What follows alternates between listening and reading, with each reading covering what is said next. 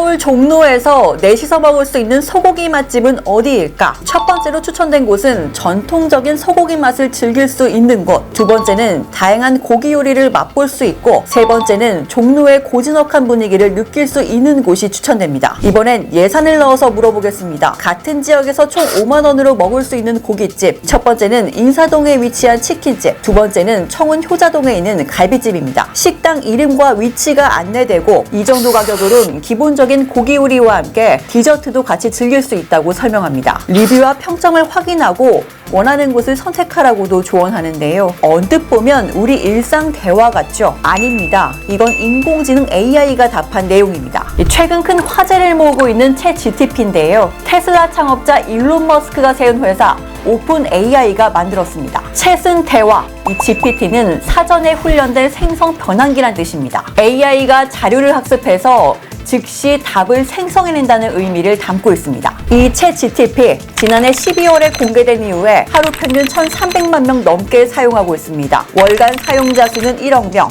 인스타그램 2년 6개월, 틱톡은 9개월이 걸렸지만 챗GPT는 불과 2달 만에 한 겁니다.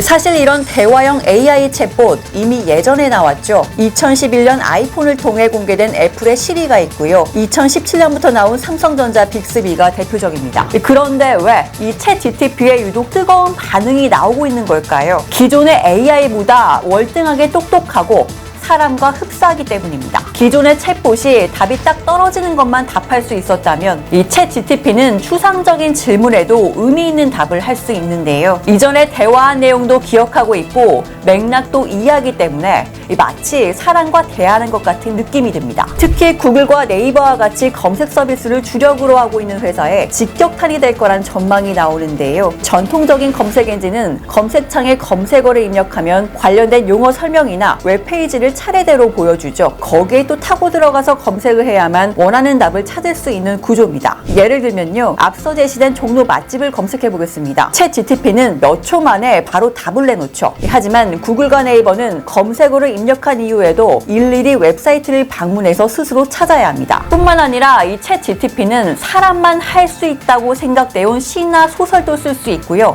이 작곡도 뚝딱 해냅니다. 최근 미국에선 변호사 시험과 의사 시험도 통과했는데요. 컴퓨터 코딩도 잘하고 이 논문이나 뉴스 기사도 써주는데 전문가도 구분하기 힘들 정도라고 합니다. 실제 콜롬비아에서는 한 판사가 판결문을 쓰는데 이 챗GPT를 활용했다고 고백하기도 했고요. 미국의 한 하원의원과 이스라엘 대통령도 이 챗GPT가 쓴 연설문을 공개하기도 했습니다. 챗GPT 열풍에 경쟁사들도 비슷한 챗봇 개발에 박차를 가하고 있습니다. 구글은 AI 람다를 활용해 챗봇을 개발 중이고요. 네이버도 AI 하이퍼 클로바를 적용한 검색 엔진을 개발하고 있습니다. 그런데 이 문제가 있습니다. 이렇게 챗봇이 일상에 쓰이다 보면은요, 이 사이버 범죄나 표절로 악용될 수 있다는 점인데요. 창작자들의 작품을 AI가 마구잡이로 갖다 쓰면서 이 저작권 문제가 불거질 수 있고요. 교육 현장에선 학생들이 과제를 이 챗GPT에 맡기는 표절 문제가 불거지고 있습니다. 실제 미국에선 다수의 학생들이 챗GPT를 과제에 활용한 적이 있다고 응답했는데요. 이 때문에 미국과 프랑스 등 일부 학교에서는 챗GPT 접속을 속속 차단하고 있고요. 미국 프레스판대에서는 표절을 가려내는 어플리케이션까지 개발했습니다. 가짜뉴스 문제도 걱정입니다. 출처가 분명하지 않고 잘못된 편견이 담긴 정보를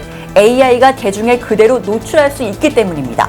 데이터베이스에 넣었다가 저장한 거를 그대로 끄집어내서 인용하는 게 아니고 스스로 학습을 해서 자기 기억에 재구성해서 형성하고 있다가 그걸 말로 만들어내는 거에서 오는 사실 근본적인 부작용입니다. 핵기술도 그런데 사용자가 이거를 무기로 쓸 거냐 발전소로 쓸 거냐 다르잖아요.